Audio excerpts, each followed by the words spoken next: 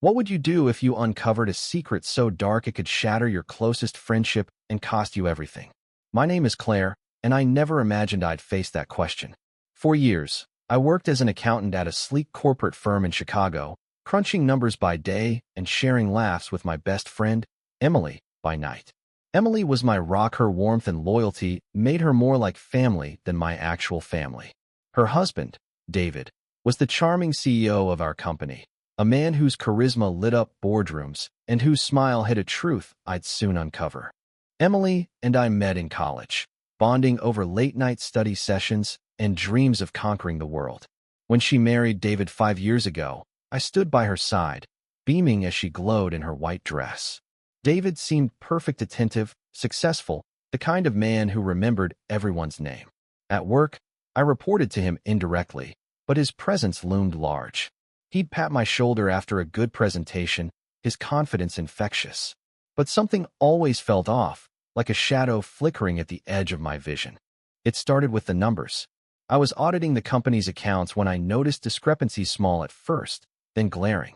Funds were being siphoned from client accounts, funneled through shell companies with names like Bright Future LLC. My heart sank as I traced the transactions. They led to David. The man who kissed Emily goodnight was embezzling millions, risking the company and everyone's jobs. I sat at my desk, staring at the evidence, my pulse racing. How could I tell Emily her husband was a criminal? I wrestled with the choice for days. Silence would protect my job, my friendship, maybe even my sanity. But the truth gnawed at me. Emily deserved to know who she was married to. I imagined her heartbreak, her trust in me crumbling if she ever found out I'd kept quiet. So, one rainy evening, I invited her to my apartment. My hands trembled as I poured her wine, the words heavy on my tongue. "Emily," I said, my voice barely steady, "there's something about David you need to know." Her eyes widened as I laid out the evidence, bank statements, emails, the paper trail of David's betrayal. She sat frozen, her face pale, the wine untouched. "This can't be true," she whispered, but doubt crept into her voice. I reached for her hand, but she pulled away, her gaze distant. "Why are you doing this, Claire?" she asked, her tone sharp. I tried to explain it was because I cared, because she deserved the truth, but she stood abruptly, leaving my apartment without another word. The next day, the office buzzed with tension. David called me into his office, his smile gone, replaced by a cold stare. "You've been digging where you shouldn't," he said, his voice low. He knew. Somehow, Emily must have confronted him. I stood my ground, my heart pounding, and admitted I'd told her. His eyes narrowed. "You're done here," he said, sliding a termination letter across his desk. I was fired, effective immediately, for breaching confidentiality. No mention of the embezzlement.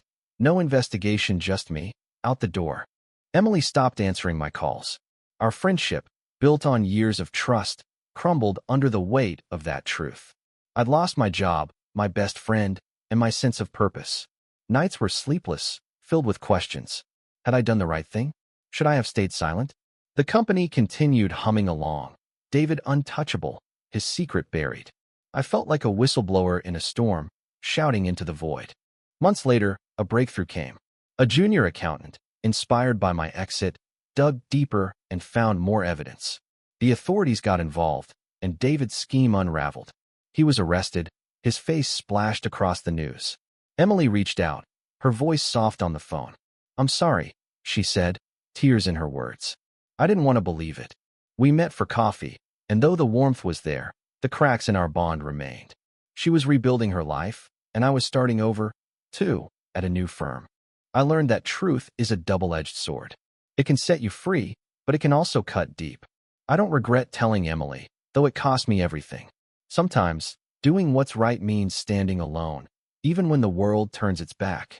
And in that loneliness, I found my strength not in keeping secrets, but in speaking them.